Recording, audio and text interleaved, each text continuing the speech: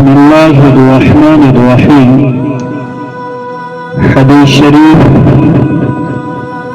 نابینا صحابی رسول صلی اللہ علیہ وسلم کو جماعت کے ساتھ نماز پڑھنے کا حکم۔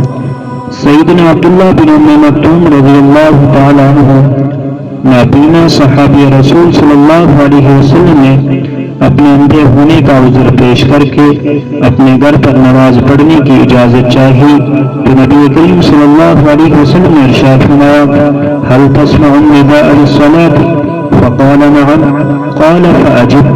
آپ صلی اللہ علیہ وسلم نے حضرت عبداللہ سے کہا اذان سنتے ہو؟ حضرت عبداللہ بن ام مکتوم نے کہا جی ہاں، تو آپ صلی اللہ علیہ وسلم نے ارشاد فرمایا بس آپ نماز میں حاضر ہوں۔ یہ حدیث صحیح مسلم شریف کتاب المساجد کے اندر موجود ہے۔